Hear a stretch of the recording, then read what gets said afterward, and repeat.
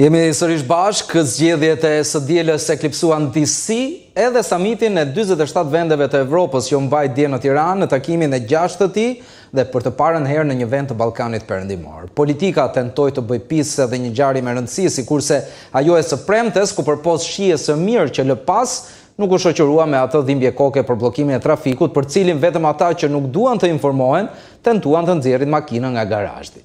Por nëse në sytë e Evropës plak, Shqipëria del si shpresa e së ardhmes apo fëmia që pritet të bashkohet në gjirin e familjes për të risjell gëzimin, çfarë prodhoi për ne shqiptarët ky takim prisish, e diskutojmë sa vijo me pedagogun Bledar Kurti, si njohësi procesit të integrimit. Faleminderit që jeni me ne, zoti Kurti.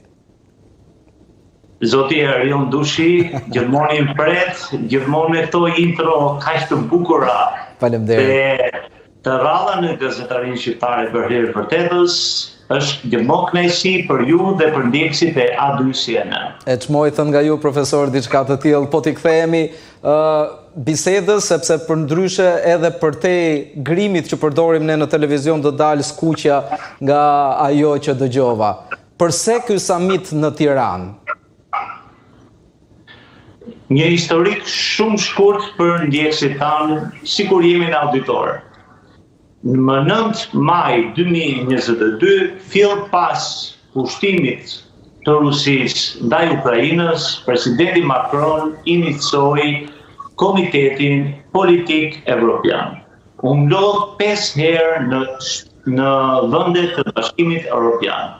Për herë të parë u mblodh në Tiranë më 16 maj, në një vend jashtë BE-s, u mblodh ky samit politik evropian i krerëve të gjithë shteteve evropiane u mblodhen në Tiranë, duke e bërë Tiranën qendrën e politikës evropiane, duke e bërë realisht në të vërtetë shtëpinë e Evropës për gati 2 vite.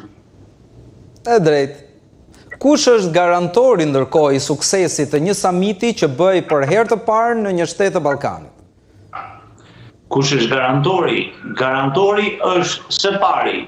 Shqipëria është garantore e këtij samiti, për shkak se siguria e 40 apo mbi 40 krerëve të shtetit evropian. Pra, i gjithë pushteti evropian ishte në Tiranë. Së pari marrim me sigurinë fizike. Dhe Shqipëria provoi që siguron të siguri fizike. E dyta, a është Shqipëria një katalizator, një negociues, një ambasador i mirë, një ofertë paqeje dhe ideatore për të kontribuar dhe me idetë e veta në një tryezë kaq të rëndësishme, që për herë vërtetës është e vetmja tryezë evropiane, se kishim presidenten e BE-s Ursula von der Leyen, kishim Antonios Kostas, kishim Erdogan, kishim Meloni, kishim Macron, kishim kryeministrin britanike e tjerë. A është ideatore, a propozon ide dhe a propozon një frym pozitive, u vërtetuaj që po. Sepse Zelenski ishte aty, Erdogan ishte aty, Macron aty, dhe këta krerë shtetësh diskutuan madje dhe me presidentin e SBA-s në një lidhje të drejtë për drejtë nga Tirana me SBA-n. Kësaj ishte një provë tejet e suksesshme.